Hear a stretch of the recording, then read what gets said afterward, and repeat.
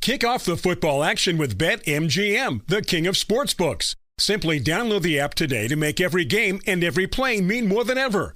When you wager at BetMGM, you can also earn BetMGM rewards points that can be redeemed for online bonus credits like bonus bets and bet insurance tokens. Planning a trip to Vegas? You can also convert your BetMGM points into MGM rewards points that you can use towards dining, shows, and hotel rooms at over 20 MGM Resorts properties located on the Las Vegas Strip and nationwide. Play, earn, and enjoy with BetMGM rewards. Please gamble responsibly. BetMGM.com for T's and C's. 21 plus to wager, DC only. New and existing customer offer. All promotions are subject to qualification and eligibility requirements. Rewards issued as non-withdrawable bonus bets. Bonus bets expire 7 days from issuance. And again, please gamble responsibly. Gambling problem? Call 1-800-GAMBLER.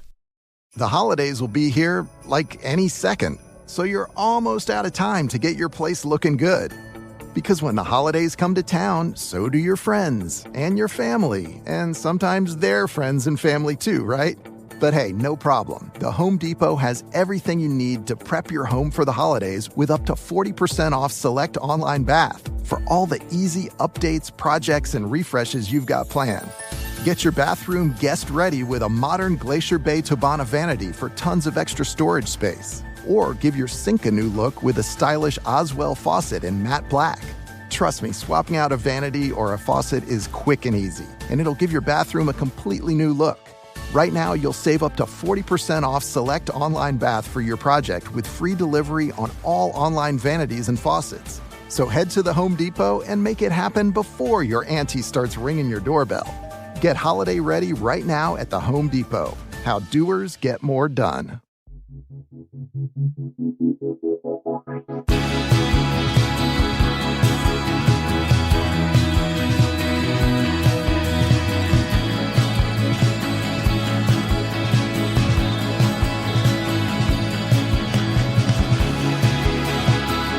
You're listening to 100 Words or Less with Ray Harkins.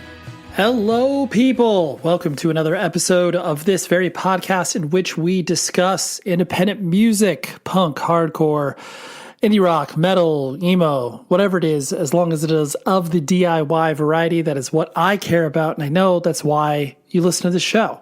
I mean, and if you don't, then welcome. You just randomly found this podcast, and for whatever reason, you decided to download it. So thanks, no matter what. But I've been doing this for, 11 years now? It is a privilege and an honor to keep bringing you these episodes because fun things happen like this particular discussion. And I had this live at the New England Metal and Hardcore Festival. And when I say live, like sometimes I do these in front of a live audience. This one was just face-to-face. The beautiful people at the New England Metal and Hardcore Festival flew me out there, hung out with a lot of bands, had a lot of discussions that particular weekend, and this is one of them. This is Winston McCall, the vocalist from Parkway Drive. I was incredibly excited to have this one because I just follow along here. This was probably like maybe 2 or 3 years ago. Tried to make a podcast happen with him. We were like the day of. Had to cancel, had to remove himself, partially because he was like, you know what? I don't really like to do these long form podcasts, which is kind of weird because, I mean, for the most part, these are pretty pleasant experiences. But I've been on the, the receiving end of when it is a unpleasant experience. Not saying like, the guest that I have, it's an unpleasant experience, but I've been interviewed on podcasts before, and sometimes within 5 to 10 minutes, you're just like, this is not going to be a fun conversation. This is just going to be like rambling, non sequiturs. And some would argue that that's what this discussion that I have on a weekly basis is. But I digress. So needless to say, I was like, oh man, the Winston ship has sailed. I probably will never be able to have a discussion with him, but this opportunity came around and Winston was like, you know what, let's go ahead and do this. It's in person. It's a whole different, vibe and energy rather than just over the computer, because he's based obviously in Australia, for those of you that are not paying attention to the fact that Parkway Drive is like one of the biggest bands in the world and arguably one of the biggest bands in Australia. But anyways, I was so excited to have this discussion with Winston because, I made him laugh by calling Parkway Drive a action sports hardcore band. And that's totally, in my mind, what they are and what they always have been. And he's like, that's what we call ourselves internally. And so, I don't know. It was just a great discussion. And Winston was such a good hang that, I was really, really thankful that I was able to do that. And like I said, the New England Metal and Hardcore Festival, if you did not pay attention to the bonus episode that I released last week, go back there and listen to it. But it was an amazing and incredible festival. I highly, highly urge you to go next year. It will definitely be worth your time, I promise. Because, I mean, it's like on the Saturday, there was like, I don't know, 5,000-6,000 people, and watching that many people sing along to Hatebreed, like, oh, dude, come on, get out of here. It's so good. But anyways, you can always email the show, 100wordspodcast@gmail.com. You can also leave a rating and review. It supports the show tremendously. I cannot stress that enough. But if you leave a rating and review on the Apple Podcast page, or just leave a straight up rating on Spotify if you listen to the podcast there, it would help out, like I said, tremendously. Also, you can find a link in the show notes because you can follow along on YouTube. I publish all of these episodes on YouTube. People tend to listen to podcasts on there. I mean, I don't personally understand that, but, you know, I'm not going to yuck anyone's yum.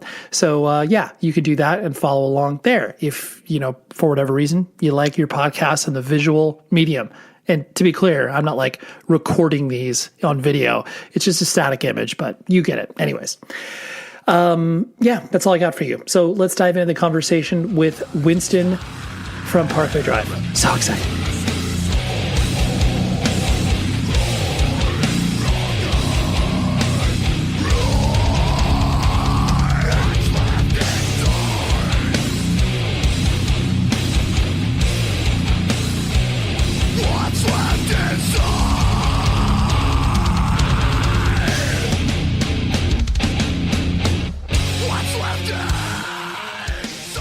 In my mind, Parkway Drive as a band are what I would like to say is like the first action sports hardcore band. He nailed it. Yeah. Because, like, I mean, fully. especially being from Southern California, like, I obviously was raised with all the Fat and Epitaph bands and, like, seeing that connection. But it became crystal clear to me in watching, obviously, your first DVD / surf video.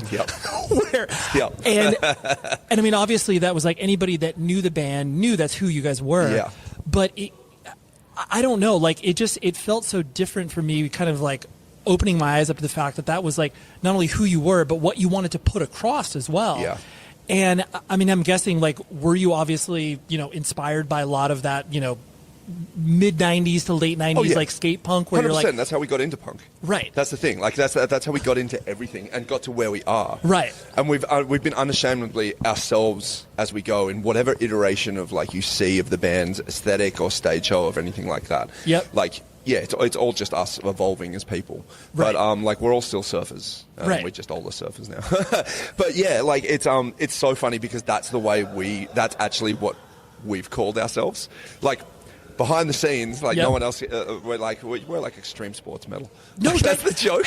Totally. It's not the joke, but it's the joke that no one's heard. Yeah. Because it's true. Like, the thing is, we're like, when we talk about it amongst ourselves and amongst our friends. Yep. When someone asks, like, what do you do? We're like, extreme sports metal. That's it. But yeah, like, so I mean, it's just a mash. It's a mash of, like, I guess, the cultures that we.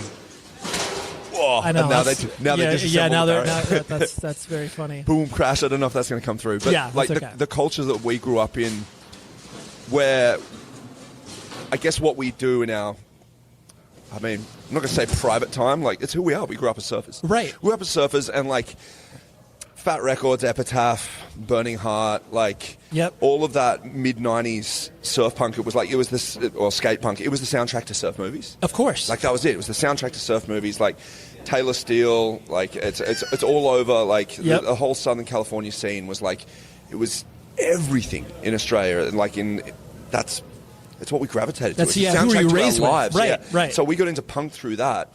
And then it slowly, like, us getting into hardcore came from, like, the edge of punk wearing off, and you wanting something a bit harder and a bit faster. So you get into hardcore. Yep. And from there, like, it wears off a slight bit again, and you want something a little bit more extreme, so you get into like metal or a hardcore band. But like before metalcore was a thing, like hardcore bands doing something with metal in it, and then from there into metal, and that's how we transitioned into everything that we've become. Right. But at the same point in time, it's not like we're like, oh, I'm not going to surf anymore, I'm not going to skate anymore or anything. You go like, there's still surfboards in the bus at this point in time. Like Jai's literally going on a surf trip somewhere straight after this. Right. So yeah, that's who we are, and like it seeped into like just our presentation of who we are on stage at times, or who we are in music videos. Like that aspect of it's just been there when it suited the moment. Like I mean, our third record, Deep Blue, was literally a concept that came about from feeling at home in the ocean. Yeah, like that's the thing, like a discarding society on land and going to try and find some peace in the ocean. Right, and that's kind of where it came from. I think it flies past people who don't know what that feels like. Right. But that's what it feels like for us. Like, that's the thing. Like there's a massive connection to that world. Yeah. And I think it's like the reason that, I mean, it's so obvious for people that have paid attention to your band for a while, but then like anybody that just does like a monicum of research about you guys, where it's just like, oh yeah, like they're just like goofball surfers that happen to have like been friends and played in a band together, and then they're, to your point, like because I know there was that era, especially like because I think we're roughly around the same age, where it's like that delineation between like that is like my real life and then like my hardcore life or whatever, where it's like, oh, you're into sports, like you can't talk about that in here. But then you guys were just like, well, no, we want to be encompassing of all of this because that's who we are. Yeah, and the thing is, where we grew up as well, like Byron is, there's no delineation between it, because it's like the youth center that we played in. Yep. It's literally across the road from the beach. Right. So we'd play a gig in this room that had no air conditioning. Like, to ask any band that ever played there, it was the sweatiest thing ever. Like, you'd be trying to mosh, and it was like an ice skating ring because it was just so right. The floor. And you just roll the doors up at the end of the gig and just go, we're going to cross the road and we go swimming.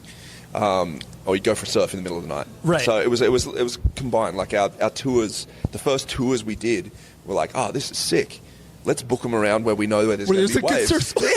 Yeah, and we had a trailer which we set up with like the gear and then like a tray in the top of it where you just shoved all the surfboards. That was it. And we were like, sweet, we got 3 days off down on the south coast. We can get some waves there. Then after the Adelaide show, we'll head over west and we'll get some waves in the desert and stuff like that. Right. And it was that's the way we just did it. It was just part of what we did, and it was also like the whole music side of it kicked off with us as well, because the town we like at that point in time, Byron Bay, like, is this worldwide brand now. But when we grew up there, it was nothing. Right. Like, you just wanted to get out, because as much as it was paradise, you're going nowhere, and there was nothing for the youth. Like, we had no skate park. You got chased by the cops. You got drunk in the top park, and that was it. And there was no music scene at all. You had to drive minimum 2 hours to watch a band, and if you were under 18, you didn't have your license, you couldn't do that. Right. So we started doing things ourselves, and it was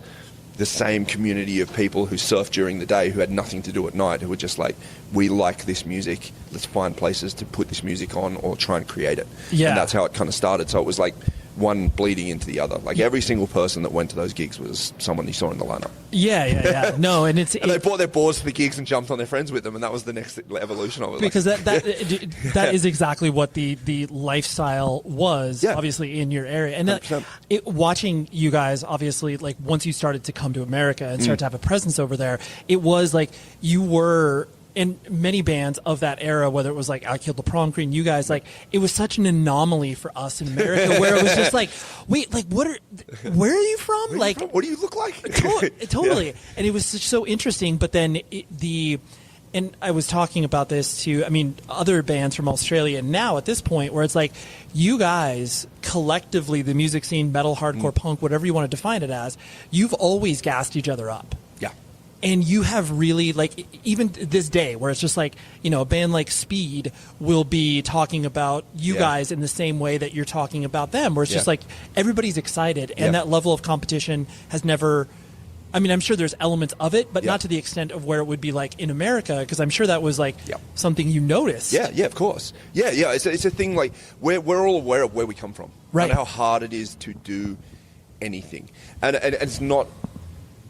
It's one of those things where it's very hard to explain to a country like America, where you have a massive population, the center of the entertainment universe, and music industry, which is like it's billions of dollars. Like, that's the thing. Where we come from, the music industry is so much smaller.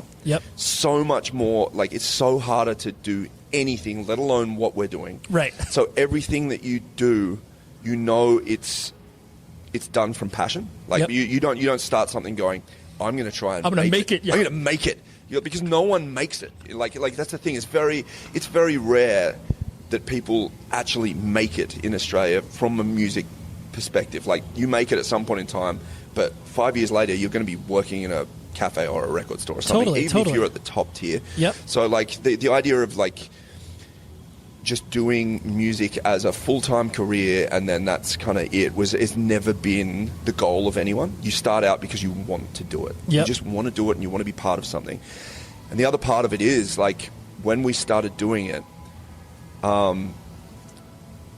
in terms of the hardcore scene, or the biggest thing that ever came through was Warped Tour, and that was like a couple of thousand people. Of course. We had Big Day Out, but that was a big time. That was like the biggest music festival in the country, full stop, and that was every genre going on. In terms of hardcore and punk, like, you're talking the most successful show being a couple of hundred people. Like, that was it. Like, the most successful show that everyone in the country would go to once a year would be a couple of hundred people. So local gigs and stuff, they were like tens of people kind of thing. And that's what we were psyched on. We were really stoked on that. Of course. And everything we built from that point on to evolve to where it's at now has been built from nothing. Like, from nothing. We personally know where the foundations are. Right. We have seen the foundations. Because you were there. We were there. We know what the bare floor concrete is, with just 4 walls and an amp that you fucking hire from wherever you can to put on a local band is, and you know that venue, and like everyone that is in the scene still now that hasn't moved on was at that show. It's not like it's like, oh, in generations past it was like this. It's like, no, I was there. It's not like we don't have like a legendary CBGBs where there's like 3 generations later people never went to that gig and they don't understand what a squat show was or something like that. Like, no, like all of these, like, Speed were there. Like, those guys were in either other bands or at those shows. And the final part of it was Parkway themselves as an entity was the spearhead that smashed this thing through to this level which no one was expecting. Absolutely. Which was a really, like, it was as shocking for us as it was to everyone else. Totally. Because from Killing with a Smile onwards, the size of what happened, like the explosion of what happened with our band in our country, it was literally from the day that record came out, it was unknown territory.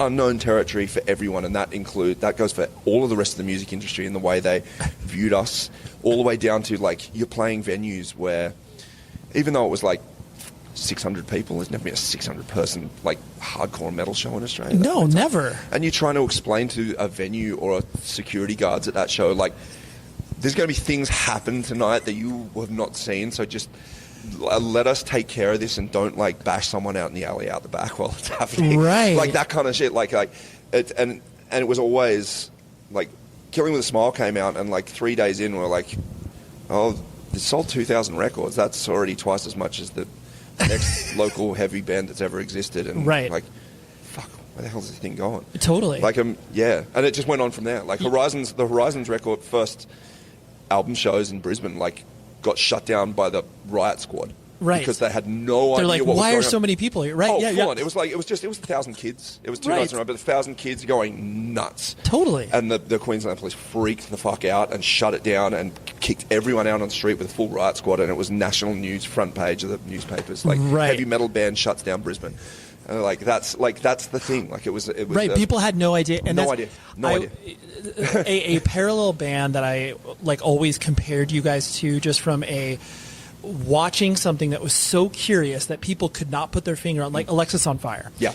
In Canada, where it was like when they were, and obviously you guys were only a few years after breaking through that sort of, for lack of a better term, mainstream success. And it was, and like and I'm sure, I know you've played shows with them and have been friends with them in some capacity, but like that quizzical nature where you're sitting there in the midst of this being like, why are, like, I mean, you're stoked, but you're like, why is this happening? Why is this all of a sudden like getting to a level where you are getting right? Yeah. And it's alarming because like you're, to your point, you're having to navigate all these things that you've never had to worry about before. And you never expected. Right. That's the thing. It's not like it's a playbook. It's not like it's a playbook and you don't have someone holding your hand going, all right, the next step is this. And you also don't expect it to last. Right. So like it's not that you take it, you don't take anything for granted. Yep. Like it took us 10 years to realize that this isn't going to stop. And that was 10 years of uninterrupted growth. 0 point where we like should have gone, I don't know, it's tapering off here. Like it was complete, like, there was never a point where we were like overnight sensation kind of thing. No, it wasn't a rocket ship, but yeah. Continual rise. But the whole time we were just like, this is the biggest it's going to get. Like, here's the ceiling. Right? This is the ceiling. Like, dude, we're smashed through so many glass ceilings. You could build a sculpture out of that shit. Of course. which is really random, and it really is one of those things where it's just it's a cultural moment that you're part of, and you happen to be like, at the front of it, but you don't necessarily understand why at that point in time. You just roll with it. You're just reacting. You're just reacting to it. Yo, it's spooky season, and you know what that means? Merchandise. I mean, it's merchandise literally in my brain, like 24/7.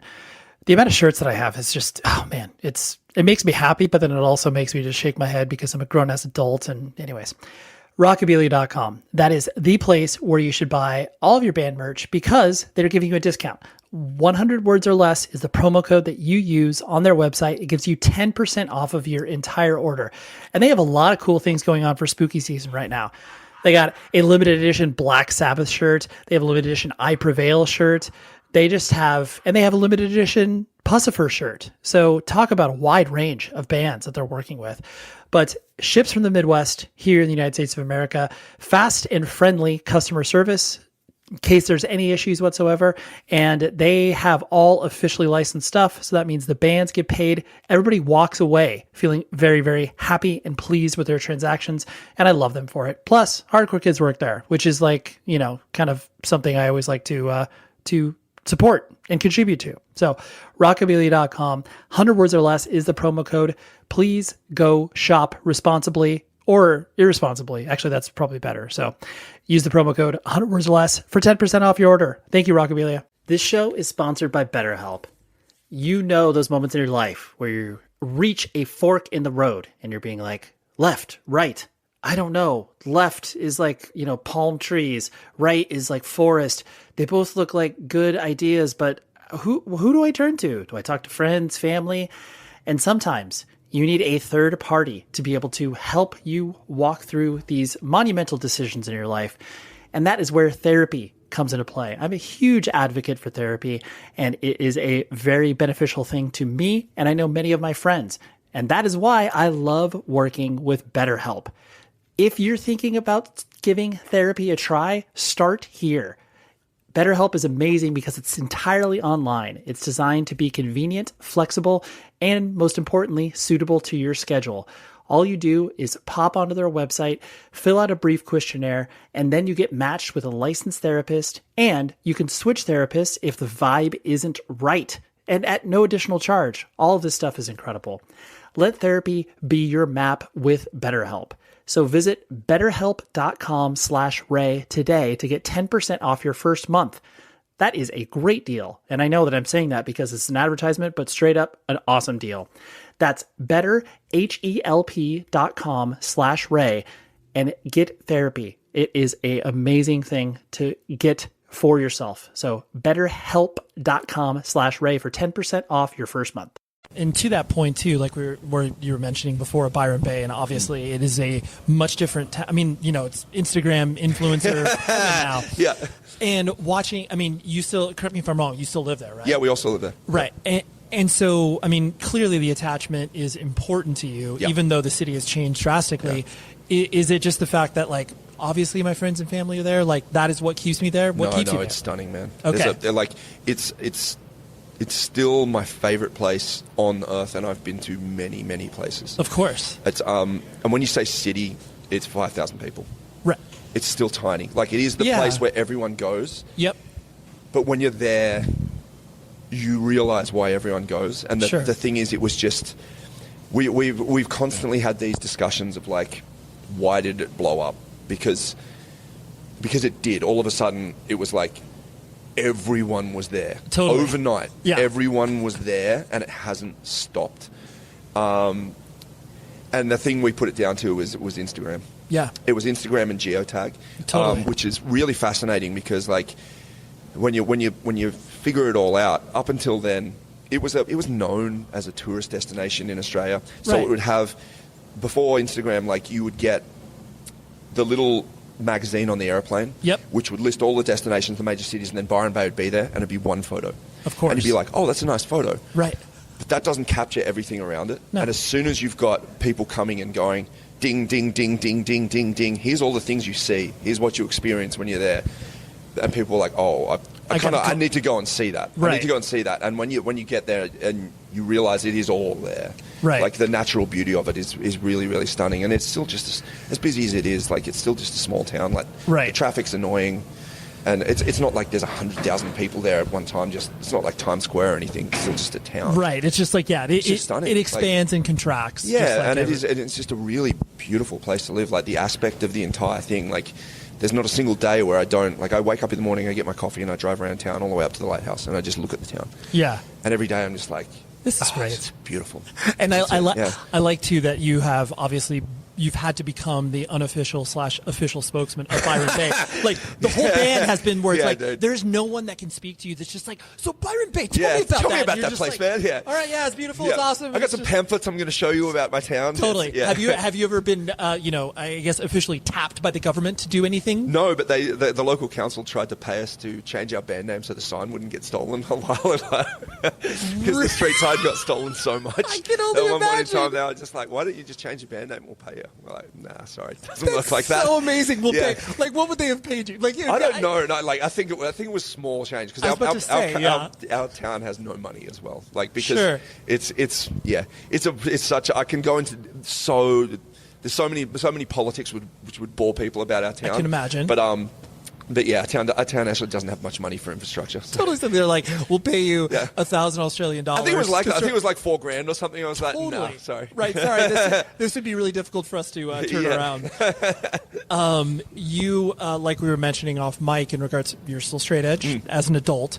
And now that you have obviously had to interact with people in so many different ways in regards to, like, what I would affectionately call civilians, where it's just like, I'm sure that they're like, Winston, you don't drink, and they're like, you're a recovering alcoholic, or what? Like, how do people react when you are in those situations where it's like, oh, Winston, you don't drink? Like, it doesn't really come up. That's good. I tell you, the interesting, it used to come up way more. Okay. And there's, like, I have heaps of friends who are not in heavy music at all, have no idea what the term straight edge means. Like, of course. I myself, like, I've got X's tattooed all over me, but the last time I said I was straight edge would have been like 10 years ago. Right, yeah. It's not, still, as an adult, you don't need to go but that's put the it thing. out It's just, but like, part of me is just like, that's not something I do. Yeah. But I've got plenty of friends who are the same. Never even heard that term before. Totally. And it's a very interesting thing because, like, Australian, that goes so hard against what Australia is known for a long time. Yes. And I just think there's a difference in culture in general. There's just a change in culture happening where, like, I don't know, people are feeling a little freer to just be themselves. Mm-hmm. I think, like, for me personally, when I did drink when I was a kid, like, it was between the ages of 16 and 19, and it was because I was socially awkward as hell. And it was what everyone else was doing. At no point was I like, I love the taste of alcohol. Yeah, you're like, this is so great. Yeah, I was just like, do that thing because it's going to be fun. Yep. and it'll give you a bit of confidence to socialize in a way that you never really had before. Yep. And that just kind of fell away at 19. I was just like, nah, man, I miss too many surfs. Like, I want to surf better, and I want to surf more. Yeah. I felt the dynamic changing, and I didn't drink for like 6 months, and I was like, I wonder what it'd be like after 9 months. Right. And after that, I was just like, Yeah. Like, I'm still going to the places I was going to, but I'm just like, I can remember them now. Right, exactly. I'm not waking up with cuts all over me because I did something dumb and like Totally. So yeah, it's not a conversation that I have with people of like, why don't you do that? Like, Yeah. they really don't. No one really asks me that anymore. If you're like, I'm not drinking, they're like, oh, okay, cool. Right. Yeah. Or if they're, there was a time when you're like, I'm just having water. They'd be like, are you sure? Whoa. I'm paying. I'm like, cool, Totally. you can Wait. pay for my water? Make it fizzy water. Totally. Love that Wait, expensive shit. Right. You play in a yelling band and you don't drink? Yeah. That was more that was actually a lot of the thing of like, oh man, you must have some wild tour stories. Like, what's the most hammered you've ever been? It's like, man, you should have seen this time I ate like so many Sour Patch Kids backstage. That sugar rush was gnarly. And I felt like I was going to spew in the parking lot, but I didn't. I just went to bed. Yeah, it was crazy. And then I woke up and surfed in the morning. Yeah. That's which is amazing. Yeah. The thing that I've also admired about you guys, besides obviously your touring and musical output, is that you have had to endure when I say endure, like the business implications of the band. Like, you've obviously worked with booking agents, managers. Like, you've had to balance a lot of these things that are not they're not fun. Like, there's nothing, just the business, the music business side of things. Yeah. And how you personally, and you've been very public in the fact that it's like, oh, dude, the band's almost broken up 9 million times over when that stuff gets too heavy. Yeah. How have you personally tried to do you personally care about the business side of the band? Yeah, of course. Okay, right. Yeah, no, everyone in the band does. We're Yeah. all in on everything. That's the thing. It's just people have different strengths within the band Sure. that they handle more. Like, we all have a say in what's going on. Yep. But Luke is our manager. Yep. Luke's the manager of the band, so he handles all of that stuff. And when it comes to a point where we need to make a specific choice, that he's like, we should all make the call on this. We have a meeting and we all talk about it. Yeah. And then we make those calls, and he does that. I handle a lot of the creative direction in terms of stage design, aesthetic of the band, music video direction, Sure. conceptually, a lot of the conceptual stuff, album art, all of the lyrics and stuff are written by me. So a lot of, but it's the same thing. I'll have a whole bunch of ideas, and it'll get to the point where I'm like, all right, let's present them to the rest of the guys and Sure. find a way to present the next step to everyone else, and we all agree on it, and we all refine those things. Jeff does the same thing with the music and the pre-production and everything. The studio's in his house, he sits there writing all of the riffs, going over it all, and then Ben comes over and helps, he'll lay down beats and riff off Jeff to progress the music, and then I'll come in and lay down my things and we'll percolate that stuff, and then Right. we give it back to him, and then he polishes it all up and adds all these extra things, and then Ben does the social media side of things, and has made the first 2 movies that we made, and help with the third one, and is an audio visual guy. He was the guy that when we started the band, me and him would go on surf trips, and he was the guy that filmed. He Filmed everything, right? Filmed me. So so we all have our strengths, and that's the way we kind of operate. And we know how to deal with that a lot better now, because when you start as a band, we did it originally because we enjoy the creative control of it, and course. it was really fun. We had in mind what we wanted to do, and when you're going all the way back to the sports medal factor of it, when we started doing this thing, and you're in that unknown territory, and people are trying to figure out where you fit. If you release control, they're going to put you into something that fits something else, and you're like, we don't fit that. Right. No one fits. We don't fit with anything, and Absolutely. we know that. That's why it started. So we don't want to give that up just to fit a mold that Right. someone else is. To be something you're not. Yeah, to be something that we're not, and that is just industry prescribed. So we just did things ourselves. And also on a monetary side of things, we're got to pay someone how much to do that? We don't have that much money. Like, if we don't do that, then we can buy some scrims that go in front of the cabs and the stage looks a little bit better. Right. And or we can fund a better producer for the next tour. Yep. Or we can buy some more t-shirts. So it was all of these things combined to push the band forward that we kept basically sacrificing getting someone else to do it. And we were just well, let's just learn how to do it ourselves. Let's just take our skills and apply it. So you learn a bit of the business back end kind of thing. Yeah. And you just take control of that and to your point too, not everybody, you have a million friends and peers and bands that are just obviously I just play guitar. And there's nothing wrong with that. But no, not at all. Yeah. But you have all developed those disciplines because you have wanted to. That's it. The only thing, well, I'm not going to say the only thing. The problem arises when the band becomes so big that you're still operating on the exact same principles and expectations that you were when you started the system out. Of course. And you haven't adapted anything. Totally. And that's when shit hit the fan, because we, the whole thing with it was you do this thing and you just don't even tell anyone what's going on. You just handle it. Right. You just handle that.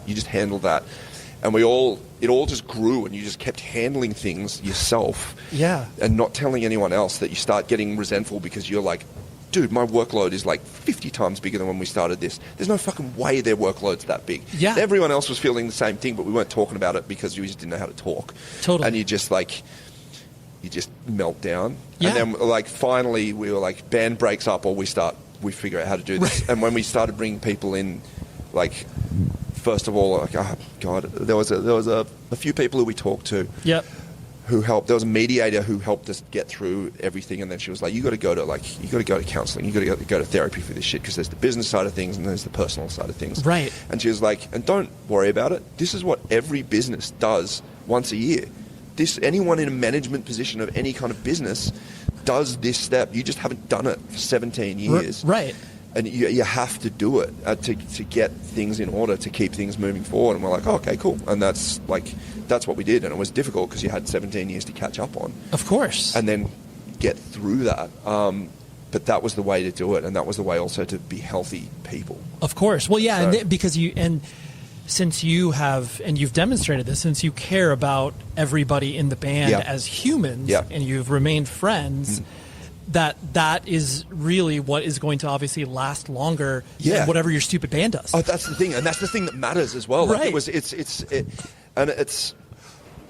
really difficult. It's that balancing of it would be so much easier to be a business professional when you don't mix friendship and business. Of course. But you can't do that. You just can't do that in a band unless you want your band to be not. I mean, you definitely can't do it in our band because it's core to everything. Yep. The core of everything is human connection. And the people that I connect with as people are the guys on stage. Other than my family and my other friends at home, it's my second family. Of course. We've lived through so much shit together. You've spent arguably the most amount of time with them. Exactly. That's the thing. So it's really weird that you don't develop your friendship and your connection in a way that's deeper with those people than you necessarily do with your family in terms of vulnerability and all of that kind of stuff. Absolutely. So, yeah, but when you do, it's great. It just feels natural. It feels awesome to have support.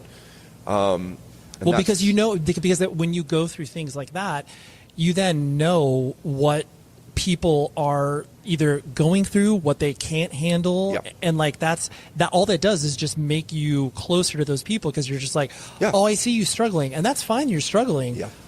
I'm here to help you.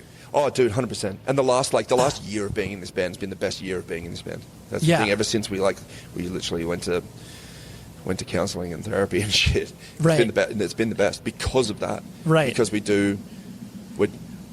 it just changes the way you act as a person. That's the thing. And it's changed the way we act as people outside of the band. I would imagine you're learning You're learning skills there that you can apply. Yeah, that's it. And I'm sure too, the reticence of you guys doing that, you don't want to feel like this walking cliche of so we're like Metallica getting a band and that is a real thing where you're just oh, I don't we don't need this because But when you get to that breaking point, you're like, oh, we do need this. Oh, dude, that's the thing. And the thing is, if we'd have figured it out earlier, like I would 100% have like done it.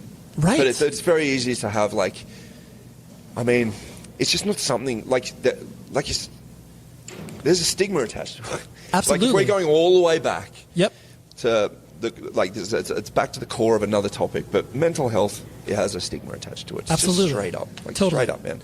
And at no point do you ever learn at school. And when things get a bit too much, like there are steps that you can take to reach out to talk to someone. It's just like do these things, fit into this box, and basically like get on with it. Yes. And like Western culture just has that. I'm part of Western culture. That's all the culture that I know. Absolutely. Western culture is just like work, be hard, die.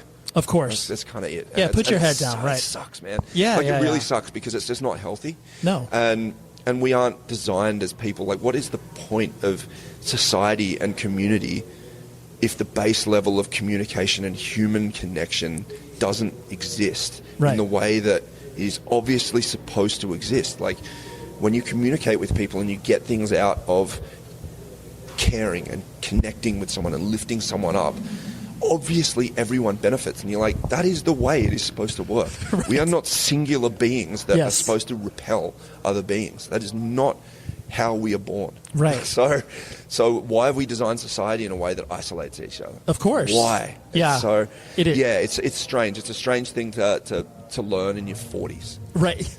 Like totally that, be like, that is literally an option for us. Yeah, that's the thing. That should be being taught as you're like at the pivotal point of when you're starting to like become a teenager. Like, totally. And all of these concepts of like social isolation and stuff begin. Yep. Ostracization and everything. That is when everyone should like, there should be a class in school that teaches like, yo, there's some coping mechanisms like here. Yeah, there exactly. are ways to like integrate yourself into the world that you're growing into that will help you get through all of these things. Right. I'm in love with evilgreed.net. And what are they? They are an amazing web store solution and a provider for label stores, band stores, whatever it is. Like basically almost everybody that tours in Europe talks to them as long as they are playing, punk, hardcore, metal, that artistic heavy stuff. But you as the consumer, why do you care about this? It's because you can order so much great stuff from them. So first and foremost, go to evilgreed.net. Secondly, use the promo code 100words. That will get you 10% off of your entire order. And you can buy new Scowl stuff like merch. You can buy vinyl from Genghis Tron represses. Or how about a botch reissue of an anthology of Dead Ends? Oh my gosh, I have that on 10-inch, but they repressed it as a 12-inch. So it's like, well, maybe I'll just go ahead and buy another one. Or how about you just buy a bunch of stuff from Sargent House Records? Or how about Triple B? They have so much cool stuff. They operate out of Berlin, Germany, but they ship to you in the United States lickety split. And the shipping rates are super advantageous for us right now here in America. So there's literally no reason that you should not peruse evilgreed.net and use the promo code 100words because it gets you 10% off of everything. Please go shop and enjoy all of the awesome stuff that evilgreed.net has. Again, promo code 100words. Go shopping. Kick off the football action with BetMGM, the king of sportsbooks. Simply download the app today to make every game and every play mean more than ever.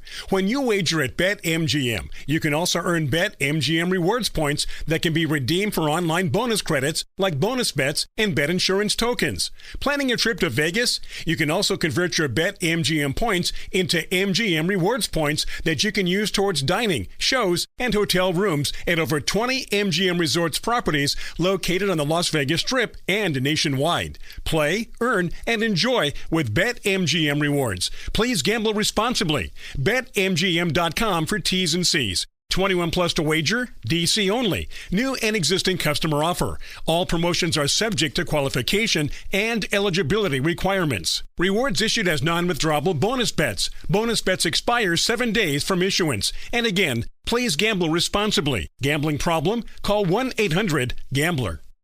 Ultimately, I'm glad that you guys obviously went through the difficult spot. Yeah, man. Yeah. Because then, like you said, you can actually have a closer relationship with them and literally enjoy the thing you're supposed to be doing. Yeah, that's it. 100%, man. Yeah, and I feel really stoked to be able to do it and be really, like, it made me really happy that the other guys in the band wanted to do that as well. Right. Because it really got to the point where we're just like, I'm sure it's members like of the band, and we're like, we all want out, and we haven't told each other. Yeah. And we don't even know why, but we're just like, this does not function, and I am unhappy.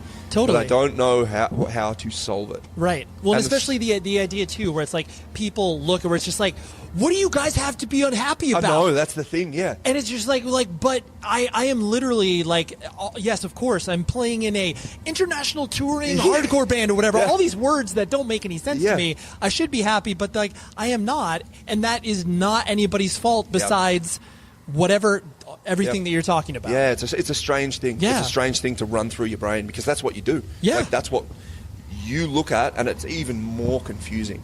It's more confusing when you realize that at the core of it, like, success as deemed by society in terms of people adoring you, crazy things, Of photos course. making you look like some golden god on a stage. Right. It doesn't equate to anything. Like, No. it really, like, yeah, it's... I wish everyone was able to have the experience that I experienced. Of course. It's really fun. Totally. But at the end of the day, when you step off that stage for the hour and a half that you played on, Yep. you go home, all you're left with is your mind. Totally. You're Like, still with yourself. You're still with yourself. Yep. And you don't get to live that. Like, my life is not just explosions and extreme sports. And upside down. Yeah, exactly.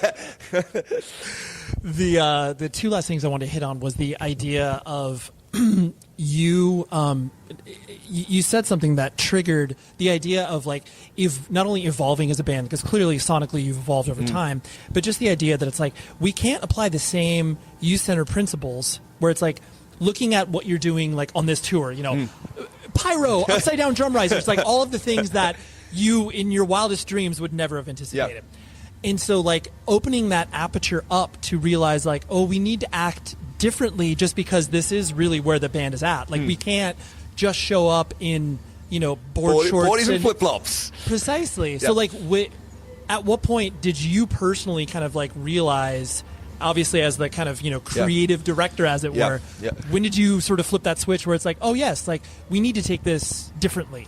10 years ago. Okay. It was 10 years ago. It was when we got to 10 years, it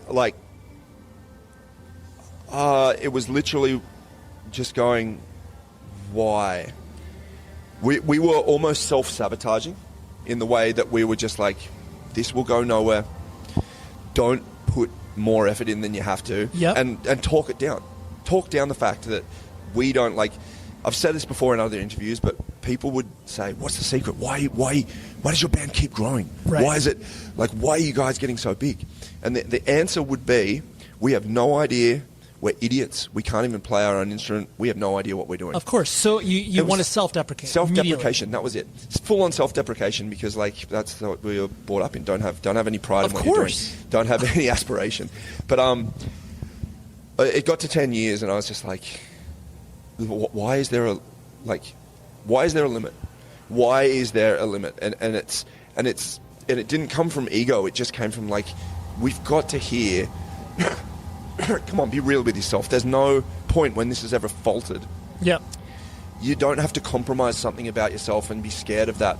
Like, we've always held on to our ethics. Like, of course. It's like, but it's a scene as well which has a big sellout tag that means absolutely. something. Totally. People are like, you fucking sellouts. Yep. But after 10 years of doing it, you know what it means to sell anything.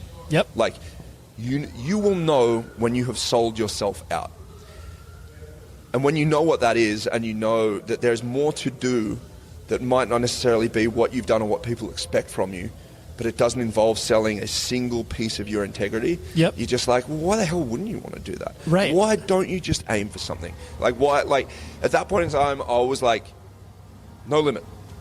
No, there's no limit. What do you want to be? Biggest band on the fucking planet. Sure. Why the hell not? Like, sure. Metallica are currently probably the biggest band on the planet, and they're a metal band. Yep. Like, Jesus Christ, it's happened before. Like, this is not to say that it's ever going to happen. Of course. But to aim under is to deny yourself the possibility, and it's to already, like, you may as well just like punch yourself in the ankle and just go, well, yeah, we're never going to get there. Let's just do it in one leg anyway. So you've got Yep. an excuse when it doesn't happen. I'd rather just take all the shackles off everything, know that your ethics are in the right place, do it in the way ethically that you have always done things, and know that is the truth of all of it. Yep. And within that, you can still expand as far as you want. That's the thing. Like, right. You'll know the day when someone comes to you with a fucking $50,000, $100,000, $1 million paycheck and go, do this, but you have to do this thing. And you go, well, I don't want to do that. But yeah. I mean, that's some money. Of course. And you make the choice. Yep. And you'll know when you've sold out. Totally. And like, if people want to do that, that's fucking fine. But like, I've been there and I've said no.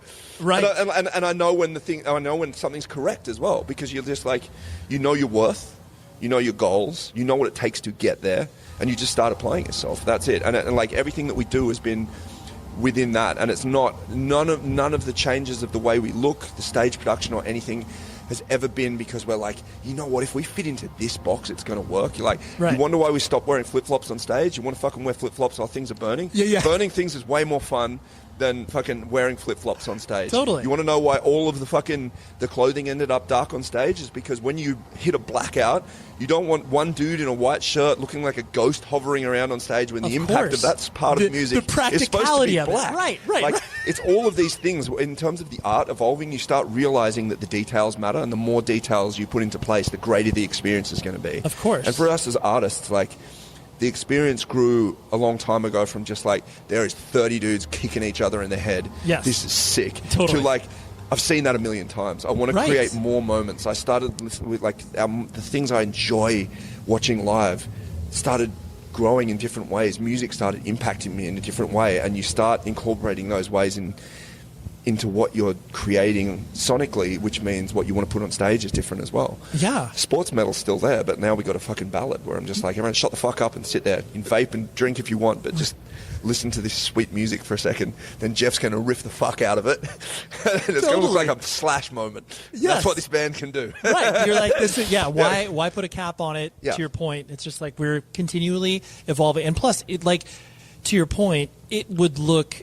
absolutely stupid if you did not evolve. Like if the band, like you said, kept growing and then you just kept doing the same thing over and over. Yeah, I mean, maybe it wouldn't. The thing is, maybe it wouldn't. Maybe it would have worked like that. Sure. But the artistic desires of the band have evolved. That's of course. The thing. And the sonic, like, it's weird. Like, I really doubt it would have happened because it comes, this is a freaking can of worms when you open it. Yep. But there is a point in the band's career where it happens in a lot of bands' career where you have the formula, which you've done, which you've perfected, and you reach a crossroads where you're like, that's the formula we want to continue doing, and just different versions of that formula. Or you're going to have to go somewhere where you haven't gone before. Yeah. And some bands choose to do that. Like, look at AC/DC. Enormous, do the one thing, kill it at it. And evolution of the sonic variety doesn't like come into the palette really. Nope. And it's very much expected of people within the hardcore and even metal realms of just like, you have an identity that you forge within like the first 3 records. Totally. Yeah. That's your identity. It. And as soon as you go outside of that, people are just like, that shit sucks. Oh, so you're chasing you want to be alternative metal now. That's it. You've now touched another subgenre within the subgenre of genres. And all of a sudden it just you run the risk, of course, of blowing your feet off that you've worked so hard to pedal this thing along for 3 records. But if you want to do something else, you're going to have to take that risk. Absolutely. And for us, like, it was record 4. For me, I hear Atlas existing in both worlds at the same time and not 100% succeeding at both. Right. And from that point on, it was like, well, what do you actually want to do? Regress in terms of the art that you're creating to a point of safety, and hope that safety lasts. That what you do is not going to become boring. Yep. Because you're then relying on being able to recreate a formula in different ways to go on infinitely. And when you're like 7 or 10 years into something, you're like, geez, that's a lot of lifetime gambling. Right. But that's completely out of the window if you actually want to do something different. And for us, we're like, wanted to do something different. So we're just like, commitment to the other road. Yep. just roll the dice and commit to the thing that you really want to do, and if that's going to happen, I mean, that's where you're going, and for us, like that's where we're going, and it's everything that goes along with it is it's just entertaining to be able to create, man. It's so like I cannot begin to explain to people how fun it is to be able to be presented with even like the room that we're sitting in now and go, this is your playset. Yep. What do you want to do? Yeah, like, build what it do out. you want to do? People are going to come and play in this area, and you get to curate the night's proceedings in whatever way you want. Soundtrack, visuals, pre-roll, fucking whatever the hell's going on, and the way they're going to dress. Like it's just I'm going to like a wild events planner, of course, which is nuts. And you get to, and the only thing that's limited is your imagination. Like, who the hell would not want to do that? Yeah, as much like. I can still tell kids, fucking stage dive, go nuts, like demolish things. Totally. But at the same point in time, like what if we put the drums in something that goes upside down? Yeah. What if the flames go sideways? Holy shit. I'd love to make people think the entire place is going to burn down just for 1 second, or like you don't know what's going to happen next, or like everyone just sings along like it's the biggest karaoke section ever. Like all of those things, like, because that's what I love. Right. It's all on the table. It's all on the table. So it's really fun. Yeah. Like, it's really fun, dude. I grew up playing Lego, and this is the biggest Lego set on the fucking planet. Of course, right? Well, I am very glad that we all get to witness the Lego set in real life. But thank you very much, Winston. Yeah, and if anyone at Lego wants to make a custom like Parkway Lego set, talk to me, because I think that would go sell quite well for your brand. I don't see why not. I mean, clearly they've done the Beatles set, so obviously you guys are next. All right, what an episode with Winston. And I realized as I'm listening back to this episode that, first of all, Winston, just legend. That's what they call most people in Australia. But shout out to him for doing this. And in the intro, if you are paying close attention, you'll be able to hear my dogs feuding in the background. And I was like, you know what? I'm just going to go ahead and leave it in there, because you can see what happens behind the scenes at my house, which is dogs fighting. So anyways, like I said, shout out to Winston, and thank you to my friend Tim at Adam Splitter PR. He is just a legend. How about we'll use that word again, because he helped me conduct all of these interviews and put them all together, and it was great. So thank you very much, Tim, for doing that. Next week, I have a real special one. I know all of these conversations are special in their own right, but this is a podcast, no joke, I've been putting together for 7-8 years. We've been circling each other, and I've been friends with him for many, many years.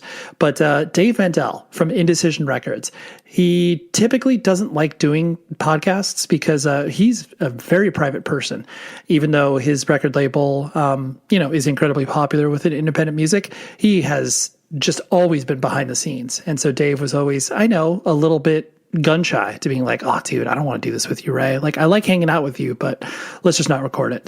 But anyways, we were able to do that. So I went over to Dave's house one day, and we had a great discussion. So that's what I got next week for you. Dave Mandel from Indecision Records. Until then, please be safe, everybody. Lucky Land Casino, asking people, what's the weirdest place you've gotten lucky? Lucky? In line at the deli, I guess? Aha, in my dentist's office.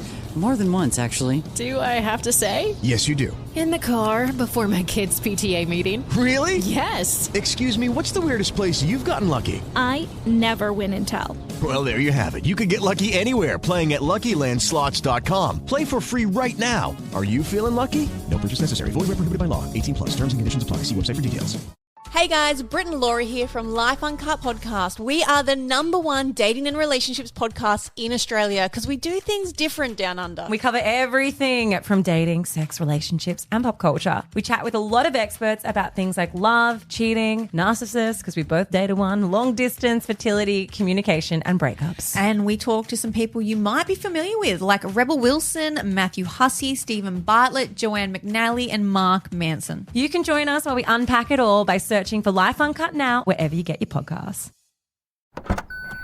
Trying to grab all the groceries in one trip? Oof, not how you would have done that. You know sometimes less is more. Like when you drive less and save with the USAA annual mileage discount. USAA. Get a